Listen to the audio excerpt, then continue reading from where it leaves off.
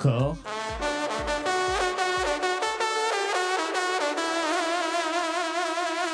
Accord. Corps.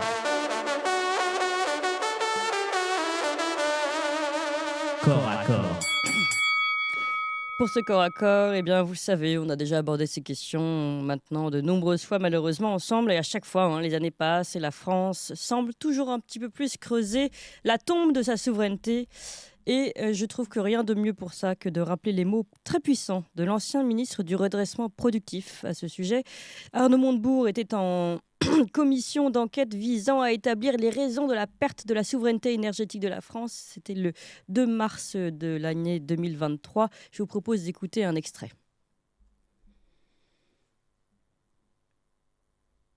Arnaud Montebourg. On a perdu en 15 ans Arcelor, leader mondial de l'acier. Péchinet, leader mondial de l'aluminium. Alstom, un des leaders mondiaux de l'énergie. Technip, un des leaders dans l'oil and gas. Lafarge, le ciment donné aux Suisses. Alcatel, détruit, vendu à Nokia. On aurait pu racheter Nokia, on était plus haut qu'eux. Je ne vous parle même pas de Essilor. C'est ça le résultat. Et on sort mon décret quand il y a Carrefour qui risque d'être acheté par Couche-Tard. Il faut se réveiller, là. Donc vous êtes une commission d'enquête sur la souveraineté. La souveraineté, ça a un sens. C'est que ça, si vous voulez, quand vous perdez tout ça en 15 ans, il ne faut pas s'étonner s'il n'y a plus de PME en France, que les PME travaillaient pour ces boîtes-là. Mais tous les dirigeants, là, je vais dire aussi un mot, parce qu'on accuse les gouvernements, mais les présidents de ces boîtes-là, est-ce que vous connaissez le tarif de la trahison de la France ? C'est entre 10 et 15 millions. Oui, j'ai décidé de laisser ce petit bout à la fin où il parle du tarif de la trahison de la France. C'est toujours bon à rappeler également. Alors ça, c'était en mars 2023, et vous avez entendu le cri du cœur d'Arnaud Montebourg. Il faut se réveiller là. Moi, je pense que mes deux invités sont tout à fait d'accord avec ce qu'il dit. Et d'ailleurs, eux aussi sonnent le tocsin depuis de nombreuses années.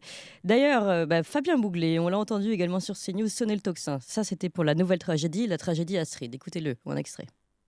C'est-à-dire que nous avons abandonné un projet extrêmement vertueux pour notre pays, assurant notre souveraineté pendant des années. Et nous avions 30 ans d'avance et nous avons laissé les États-Unis et Bill Gates reprendre ce projet qui aujourd'hui est en plein développement aux États-Unis. Et voilà, ça c'était la conclusion de Fabien Bouglet sur Astrid. Et aujourd'hui, on parle aussi d'Atos, l'ancien numéro 2 des services informatiques qui est désormais plombé par une très lourde dette lâchée par ses créanciers. L'ancien pensionnaire quand même du 440 qui est désormais au bord du gouffre, au bord d'une semaine funeste. Eh bien, le titre se négocie désormais à moins de 3 € contre plus de 100 € en 2017 et près de 150 lors de la bulle Internet en 2000. Voilà où nous en sommes. On a perdu plus de 90% de sa valeur. Une honte d'ailleurs qui s'appelle la Thierry Breton. On peut le préciser, on avait parlé ici avec Didier Maistre. Alors pour parler de ces hontes justement et de cette tragédie, de ce qu'il faudrait faire si on voulait vraiment sauver la France, eh bien nous sommes avec deux sonneurs d'alerte, deux lanceurs de tocsin, Fabien Bouglet, Laurent Isard. Bonjour Laurent Isard. Bonjour. Et merci beaucoup d'être avec nous aujourd'hui. Vous êtes normalien, agrégé de l'Université en économie-gestion et auteur de ces deux ouvrages références, La France vendue à l'aide des coupes, aux éditions L'Artilleur, et puis À la sueur de ton front, les vraies conséquences de la mondialisation sur le travail en France, toujours chez L'Artilleur. Et puis je suis avec Fabien Bouglet. Bonjour Fabien Bouglet. Bonjour Clémence Odiakova. Et merci beaucoup d'être avec nous ce matin. Vous êtes maintenant, on dit lanceur d'alerte et spécialiste en énergie, spécialiste des questions énergétiques et auteur notamment de Guerre de l'énergie au cœur du nouveau conflit mondial aux éditions du Rocher. Alors, peut-être Fabien Bouglet, je vous donnais la parole en premier parce que le projet Astrid, c'est vous qui avez vraiment été entendu, qui avez vraiment lancé l'alerte sur ce projet, cette honte, on va dire, cet abandon français, l'étape 3 de la grande trahison française que vous avez décrite sur CNews. J'aimerais bien que vous recommenciez un petit peu pour nous ici à nous expliquer ce qui s'est passé jusqu'à quand même au fait qu'aujourd'hui, eh bien, ce soit les Américains, Bill Gates en particulier, qui récupèrent cette technique, ce projet, alors que nous avions, comme vous le rappelez, 30 ans d'avance. En fait, il faut se souvenir que cette intervention sur CNews n'a pas quelques jours, mais un an, est intervenue chez Yvan Rioufol. Oui. Le 12 décembre 2022, en pleine crise énergétique, et Yvan Rioufol me demandait les raisons des problèmes que nous avions d'approvisionnement électrique.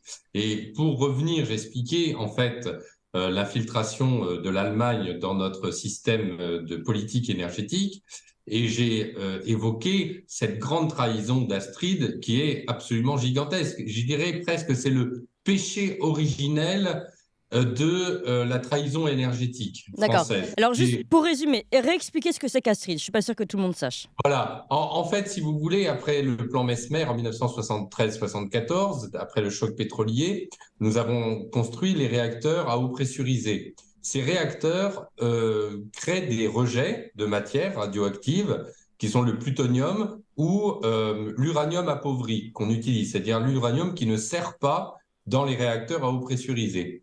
Pour retraiter ces différents rejets ou matières issues des réacteurs qui existent, a été mis en place toute une technologie de surgénérateur qui, en fait, utilise les déchets nucléaires. Alors, je ne parle pas de déchets, parce qu'on dit déchets, c'est ce qui est utilisé par les prétendus écologistes. C'est plutôt les matières issues des centrales nucléaires à eau pressurisée actuelles, c'est-à-dire le plutonium et l'uranium appauvri. On peut utiliser ces matières dans des surgénérateurs au sodium liquide, ce qu'on appelle un réacteur à neutrons rapides, et ça permet d'utiliser les déchets en produisant de l'électricité. Et les surgénérateurs sont 100 fois plus puissants que les réacteurs à eau pressurisée classiques, et nous avions construit un surgénérateur qui s'appelle Phénix, puis Super Phénix. Ce Super Phénix, qui était extraordinaire, on avait 30 ans d'avance sur le monde, sur les Russes et les Américains, a été abandonné dans le cadre de la gauche plurielle entre l'accord entre Lionel Jospin et Dominique Voynet, avec la complicité de Corinne Lepage, qui était une ardente antinucléaire, payée par la ville de Genève en tant qu'avocate, et qui a continué à œuvrer en tant que ministre de l'Environnement pour la fermeture de ce joyau technologique. Un lobbying de l'intérieur. Exactement. C'est d'ailleurs souvent le cas sur les questions énergétiques. Et à quel titre officiellement ils ont pu abandonner une telle technique? Comment ont-ils justifié cela? C'était pas nécessaire parce que l'uranium avait son coût qui était réduit, donc il n'y avait pas besoin d'utiliser une nouvelle technologie. Enfin, c'était des prétextes politiques. En tout état de cause, c'est un accord politique de coin de table. Ce que dénonçait d'ailleurs Arnaud Montebourg dans la commission sur la souveraineté énergétique, c'est un petit accord politique, de la même manière qu'on a fermé Fessenheim pour des circonscriptions entre le Parti socialiste et les écolos. Enfin, c'est gravissime. C'est-à-dire que pour des accords court-termistes électoralistes, on détruit notre politique énergétique, qui est quelque chose de très long terme. Et d'ailleurs, ce qui est tout à fait intéressant, c'est que cette technologie qui a été abandonnée donc au moment de la gauche plurielle, donc c'est fin des années 90, début des années 2000, a été reprise par le commissariat à l'énergie atomique avec 700 millions d'euros de dépensés sur la technologie Astrid, qui était en fait le renouveau de Super Phénix, mais moins puissant, 2 fois moins puissant. Et il y avait encore 1 milliard d'euros à dépenser pour pouvoir justement créer un prototype, c'est-à-dire un nouveau surgénérateur un de nouveau nouvelle Super génération. Phénix. Et c'est justement ce prototype, ce dispositif Astrid, ce surgénérateur qui a été abandonné en 2019 sous la présidence d'Emmanuel Macron, parce qu'il y a une petite polémique de savoir si c'est lui qui l'a fait arrêter, quelque chose d'aussi important qu'une arme énergétique, parce que moi, vous savez, j'utilise le fait qu'un outil de production électrique ou énergétique est une arme de guerre économique. Et donc, de ce fait, abandonner une telle technologie relève évidemment d'une décision du président de la République, même s'il y a eu les expertises du commissariat à l'énergie atomique. Donc c'est bien Emmanuel Macron qui est responsable. C'est Emmanuel Macron, sous le mandat d'Emmanuel Macron, qu'a été arrêté Astrid. Et alors maintenant, on laisse à des startups le soin de développer cette technologie en France. Donc ça continue. Il y a eu 1 milliard qui a été donné dans le cadre du plan 2030, mais on perd énormément de temps. Et pendant ce temps, Bill Gates, par confusion, certains ont pensé que Bill Gates avait racheté la technologie et qu'Emmanuel Macron avait vendu la technologie à Bill Gates. Et encore, ce serait mieux que ce qu'il a fait, parce qu'en fait, en réalité, rien n'a été fait. C'est juste Bill Gates qui a repris non pas les études qu'avait fait Astrid, mais la technologie des surgénérateurs, c'est-à-dire la technologie au cœur du projet Astrid. Et il l'a repris dans le cadre de sa société Mais il l'a repris TerraPower. comment, du coup, en rachetant une des petites entreprises Non, françaises en reprenant les études qui ont été réalisées, en engageant des spécialistes et des ingénieurs. Oui, ils ont refait leurs études de leur côté. Et ils sont pas. Voilà, c'est ils ont ça, pas. exactement. Oui. Ils ont repris, quand je dis ils ont repris la technologie Astrid, Astrid, c'était un plan d'études sur la technologie des surgénérateurs au sodium liquide. Alors eux, ils vont faire justement un petit réacteur modulaire à réacteur à neutrons rapides. Donc c'est juste de l'abandon d'une technologie en laissant les autres. Et c'est tout à fait intéressant parce que le département de l'énergie américain, nous, on ferme Fessenheim en 2019. Et on ferme Astrid en 2019 également, on arrête. Et c'est en 2020-2021 que le département de l'énergie américain relance et finance TerraPower de Bill Gates pour lui assurer des revenus pour développer cette technologie. Donc c'est hallucinant. C'est-à-dire, il faut savoir que le pendant de tout ça, ce sont les Russes, hein, parce que les Russes ne sont pas non plus, ne se laissent pas aller. Et Rosatom, qui est le principal fabricant de centrales nucléaires dans le monde, qui est le bras armé nucléaire de la Russie, a construit 2 réacteurs à neutrons rapides, donc 2 surgénérateurs, pendant que nous l'abandonnions. Donc, et les Américains et les Russes développent cette technologie que nous avons abandonnée. Je dirais, Roland Lescure, le ministre de l'Énergie qui vient d'être nommé avec le ministre de l'Économie et des Finances, Bruno Le Maire, prend comme première visite une usine de construction de panneaux solaires alors que la Chine vient de créer un bannissement de toutes les technologies de construction des panneaux solaires. Quelle idée on a d'aller vouloir financer des fabricants d'éoliennes alors qu'on a perdu tout fabricant d'éoliennes en Europe, de vouloir aller chercher à construire des panneaux solaires alors qu'on a perdu cette technologie, alors qu'on dispose sur notre sol d'une technologie, de toute une filière industrielle nucléaire et qu'il faut mettre le booster sur cette technologie. Je suis abasourdi de voir le symbole que représente ce déplacement d'un ministre de l'énergie dans une centrale de panneaux solaires. C'est pour moi complètement farfelu et ne correspond pas à la hauteur des enjeux. Mais vous savez quoi, guerre, hein, Fabien Bouglet, de ce que j'entends, et puis je vais me tourner évidemment vers Laurent Izard, mais de ce que j'entends, ce que vous nous dites, en fait, on se dit tous ces gens-là, là, tous ces responsables, on devrait avoir un tribunal pour juger ça, franchement. Ouais. Non, mais c'est vrai, je dis pas qu'il faut qu'il soit pendu derrière, hein, mais faut juger ça, franchement. C'est pas normal qu'il soit irresponsable à chaque fois.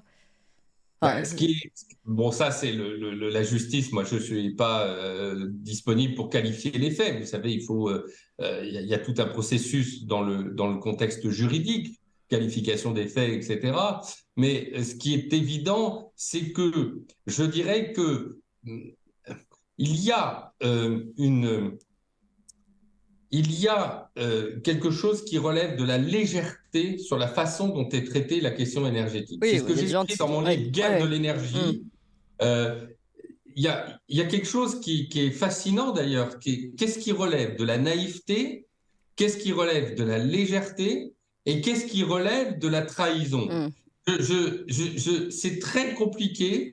Et moi, je vais vous dire, Clémence, plus ça va, et votre co-intervenant va avoir l'occasion de le développer, mais pour ce qui me concerne, plus ça va, plus j'ai l'impression que c'est de l'énorme incompétence. C'est-à-dire qu'on a des personnes qui ne sont pas du tout à la hauteur des enjeux. Oui. Et alors, c'est de la faute par incompétence. Hein. Oui, c'est quand même grave. De l'insoutenable légèreté de nos gouvernants. Alors, Laurent Izard. À l'évidence, l'abandon du projet Astrid est révélateur de notre perte d'avance technologique dans le domaine du nucléaire. Il faut savoir qu'on était effectivement, vous avez dit, on avait 30 ans d'avance et c'est vrai. Et d'autre part, on a perdu quand même 800 millions d'euros dans cette affaire. C'est quand même beaucoup. Alors, ceci dit, je voudrais quand même nuancer un tout petit peu ce qui a été dit. Allez-y. Pourquoi ? Parce que c'est vrai que le projet Astrid était la suite logique, avec une technologie identique, des projets Super Phénix, Phénix et Rhapsody. Bon, mais la communauté scientifique est partagée sur la capacité que l'on pouvait avoir de mener à bien totalement ce projet. Voilà. Et ça a porté aussi un élément important qui a conduit à l'arrêt du projet.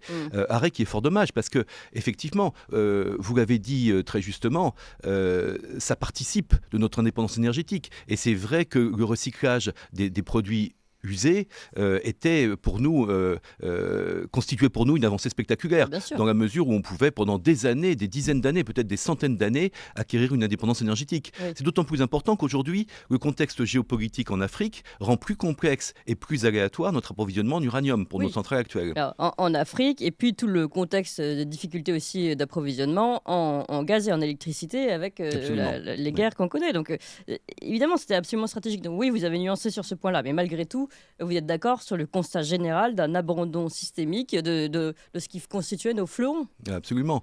Et alors, vous hésitiez entre l'incompétence et la légèreté. La légèreté. Moi, je dirais ou la trahison. Ou la trahison. Bon, j'en rajoute un troisième. Moi, je pense que c'est surtout une combinaison d'arrangements politiques et je pense que les considérations politiciennes l'emportent chez beaucoup de nos dirigeants sur l'intérêt national. Le fond du problème est là. Et je pense que... Répétez là ce que vous voulez dire. C'est important. Je dis que je pense que les considérations politiciennes, les considérations de court terme, les gains potentiels, effectivement politiques, électoraux, l'emportent chez beaucoup de nos dirigeants sur l'intérêt national à moyen et long terme. Mais par exemple, ce qu'on a entendu, je pense que vous avez entendu comme moi tout à l'heure, la fin de l'extrait d'Arnaud Montebourg, où il dit finalement le prix de la trahison n'est même pas si élevé, mais il cite quelques noms de dirigeants de ces fleurons qui ont vendu aux États-Unis et à d'autres pour finalement récupérer un bac-chiche considérable, enfin qui aurait pu être plus important d'après ce que sous-entend Arnaud Montebourg. Et donc voilà, il y a aussi, vous dites politicienne et intérêt particulier, je récupère de l'argent et tant pis et après moi le déluge, tant pis pour la France. Oui, c'est un petit peu ça. Alors Arnaud Montebourg a repris dans l'ordre à peu près mot à mot ce que j'ai écrit dans mon livre, donc j'en suis tout à fait reconnaissant. Bon, je ne peux pas dire le contraire. On a bradé nos principaux fleurons industriels. Aujourd'hui, notre industrie représente à peine 9% de notre PIB, alors que c'est encore plus de 20% en Allemagne, 15% en Italie, près de 20% dans les pays nordiques. Et ça participe à notre déficit du commerce extérieur qui atteint des sommets. Donc il y a un réel problème là, il y a un réel problème d'abandon de l'industrie. Et puis surtout, il y a un problème d'indépendance aussi, parce que à force de perdre nos fleurons industriels, nous perdons des compétences, nous perdons des capacités productives, nous perdons une avance technologique qui se monnaie sur les marchés. C'est pour moi tout à fait dramatique. Et parfois on perd tout ça, et ce sont des choix gouvernementaux, quand on sait en plus que les Américains sont présents dans nos gouvernements, notamment à travers les cabinets de conseil. Je cite par exemple McKinsey, on en a fait pas mal de sujets. Là, on se demande aussi jusqu'où ça va, ce lobbying dont on parlait tout à l'heure. Fabien Bouglet connaît bien le sujet, notamment à propos des Allemands, mais les Américains aussi. En fait, on est envahi de l'intérieur jusqu'à notre gouvernement. Et je ne parle même pas des dirigeants de ces différentes grandes entreprises françaises, grandes industries françaises qui se sont vendues purement et simplement à l'étranger. Il y a quand même un vrai sujet là-dessus et un manque total de limites, de frontières, de garde-fous sur ce domaine-là. Alors Fabien Bouglet. Oui, je vais vous raconter une anecdote. Vous savez que l'année dernière, en 2022, fin 2022, début 2023, il y a eu une commission d'enquête sur la souveraineté énergétique qui a été ouverte à l'initiative d'Olivier Marleix, le président du groupe LR, et c'était M. Schellenberger, le député Schellenberger, qui était président de cette commission, et M. Armand, donc député Renaissance, je crois, ou la République en Marche. Et je fais juste une précision, l'extrait d'Arnaud Montebourg vient de cette commission d'enquête. Tout à fait. On a entendu tout à l'heure. C'est tout à fait passionnant parce que je leur ai envoyé mes 2 précédents livres, c'est-à-dire Nucléaire, les vérités cachées, et Éolienne, la face noire de la transition écologique, en leur disant que je pouvais les aider sur la compréhension de la perte de souveraineté eu égard aux enjeux d'infiltration des Allemands dans notre système de politique énergétique. En particulier, vous savez, ce lobby qui est toujours présent à la Direction générale de l'énergie et du climat.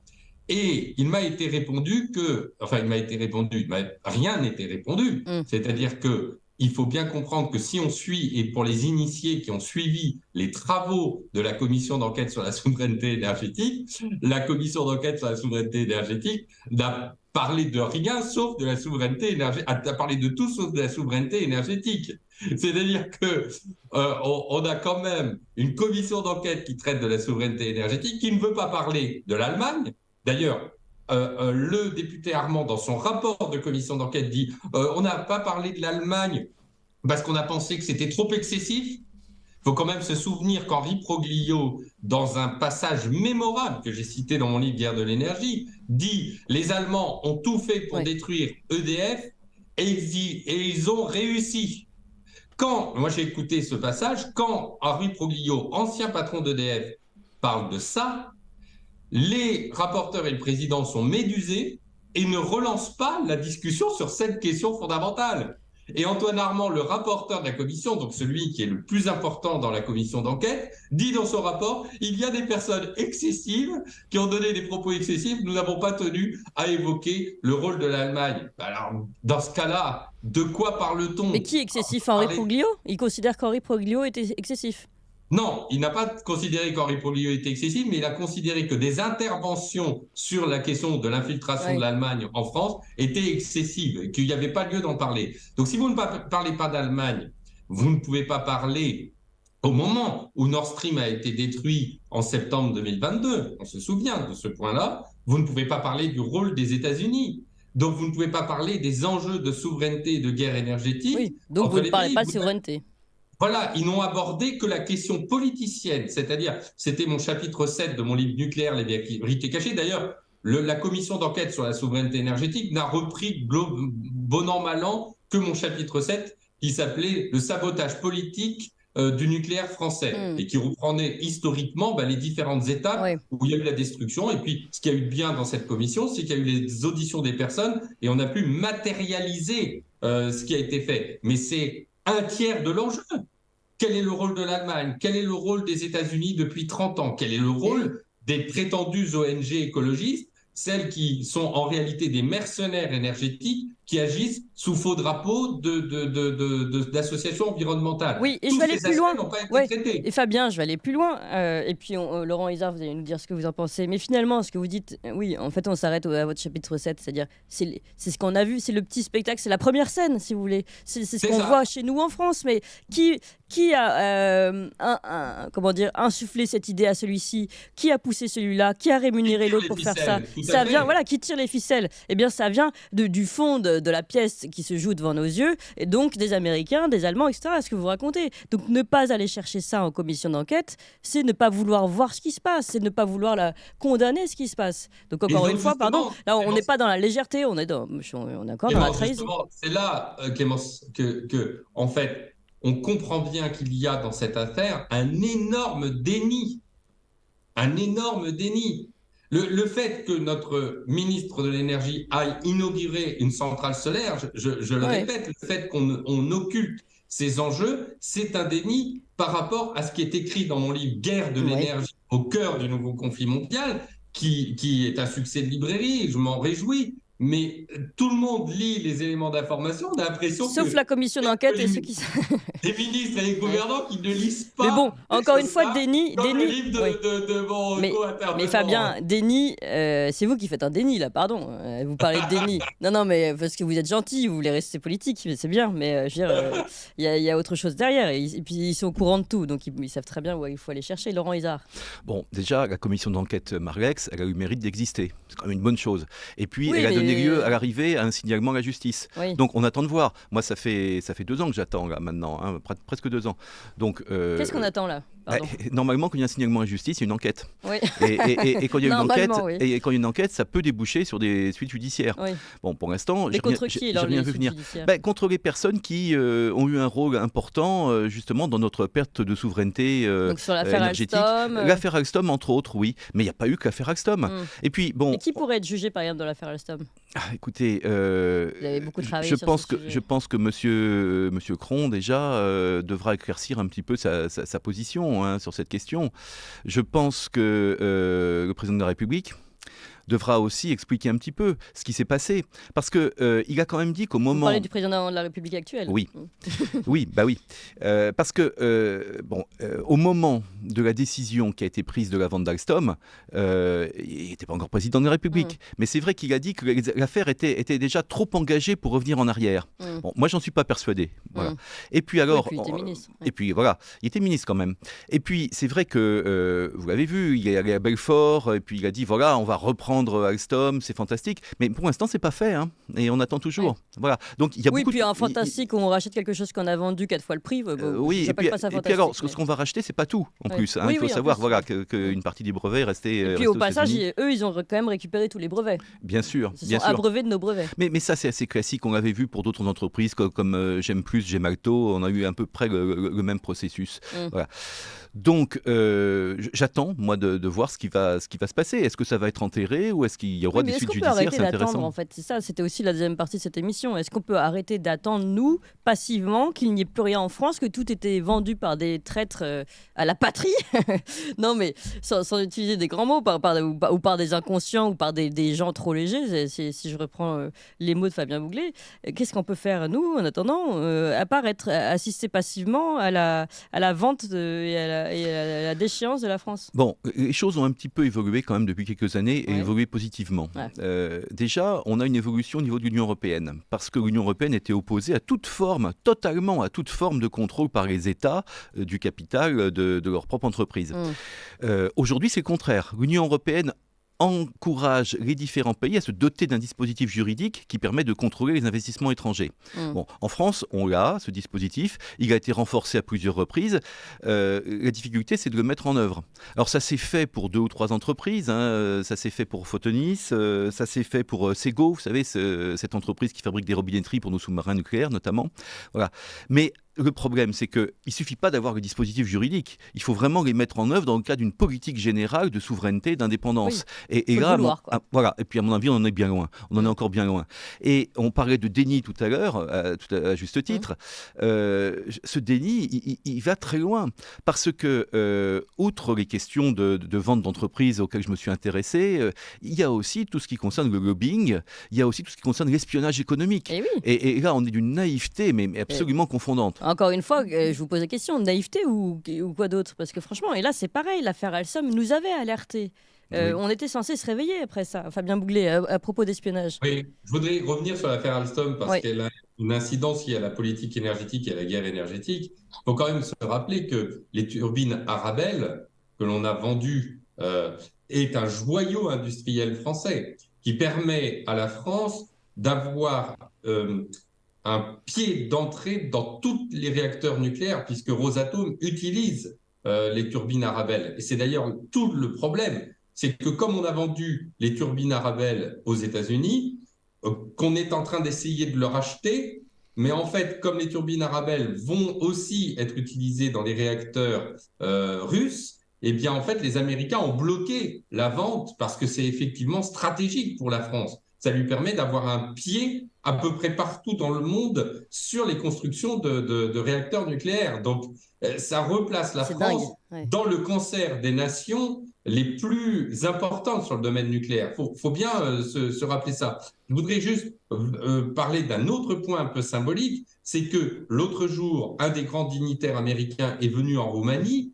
Il est venu en Roumanie pour inciter les pays d'Europe de l'Est à acheter des petits réacteurs modulaires américains.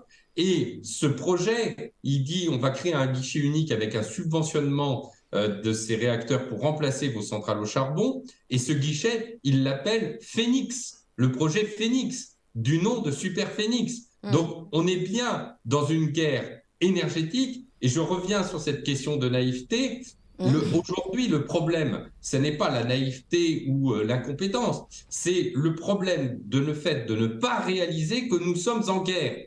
Parce que, en réalité, quand nous avons la perception que nous sommes en guerre, quand nous avons compris que nous étions en guerre, eh bien, nous mettons les dispositifs en place pour répliquer à cette guerre. Oui. Or, en fait, le fait qu'on n'arrive pas à accepter que nous sommes dans une guerre économique, et même, puisque je suis intervenu à l'école militaire dans un colloque de l'Institut des hautes études de défense nationale, il y avait parfois pas pour tous, hein, mais parfois certains militaires ont un peu tendance à considérer que la guerre ne se limite qu'à des combats militaires et armés. Or, aujourd'hui, vous avez un caractère hybride des guerres, et la guerre économique est très importante. Vous pouvez faire beaucoup plus de dégâts avec, par exemple, un sabotage de Nord Stream 1 et de Nord Stream 2 sur les économies que n'importe quel missile. Oui. Et c'est justement ce point-là qui est crucial. Et là, on est sur une... Oui, là, c'est vraiment hybride entre la guerre militaire et la guerre énergétique. Exactement. Oui, enfin... Mais sauf qu'il n'y a aucun mort, il n'y a aucun blessé, et on ne peut pas dire qu'il y ait eu de victime.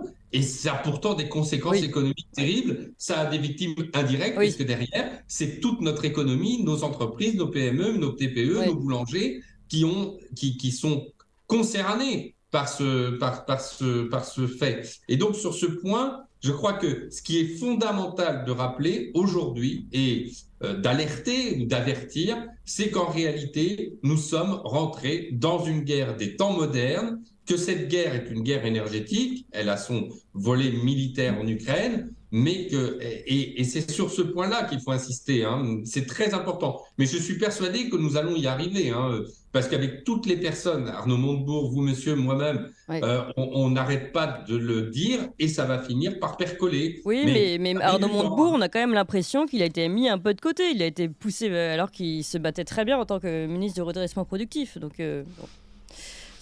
Alors, oui. Juste petite publicité, hein, il existe une école qui s'appelle l'école de guerre économique. Oui, voilà, c'est une très bonne école. Oui. Qui est une très bonne école, effectivement, et dont on ne parlait pas il y a encore quelques années, et maintenant dont on commence à comprendre qu'elle a un rôle central à jouer, parce qu'il y a des études qui ont été faites, parce qu'on commence à partir de cette école à développer des thèses là-dessus, et c'est vrai qu'on est en guerre économique, c'est une évidence. Voilà. Et dans une guerre, vous savez, il faut choisir ses alliés. Oui. Et moi, je m'étonne un petit peu, par exemple, du transfert de technologie de Safran à l'égard de l'Inde. Parce que c'est vraiment plus qu'un transfert de technologie de production, c'est un transfert de technologie de recherche. On va joindre nos intérêts à ceux de l'Inde. Or, il ne vous a pas échappé qu'il y a quelques semaines, l'Inde a fait des exercices militaires conjointement avec la Chine, avec la Russie, avec l'Afrique du Sud. Donc, et voilà, moi ça m'interroge. Cette question de perte d'indépendance, si vous voulez, cette question de guerre économique, tout ça est absolument lié. Il faut choisir ses alliés. On n'a pas d'amis, hein, De Gaulle le disait déjà, mais on peut avoir des alliés, encore faut-il bien les choisir. Voilà.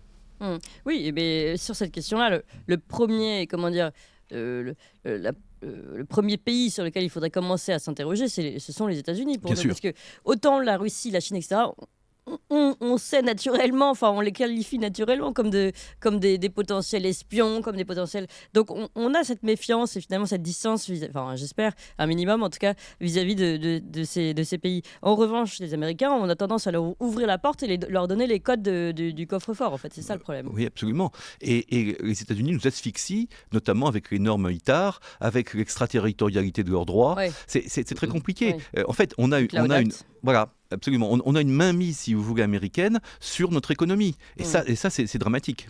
Alors, je vous donne le mot de la fin, Fabien Bouglet, pour conclure. Et cette engeance américaine est liée à l'Allemagne. Hein. Il faut bien comprendre que le point d'entrée de la politique américaine en Europe, c'est par le biais de l'Allemagne. C'est pour ça qu'il y a eu cette importance fondamentale de cet événement Nord Stream. C'est un des seuls aspects d'ailleurs de la guerre énergétique qui a été évoqué dans l'interview de Tucker Carlson et de Vladimir Poutine. Ouais. C'était au milieu de cette intervention, vous vous souvenez de l'interview, en plein centre, on a la guerre de l'énergie. Hein.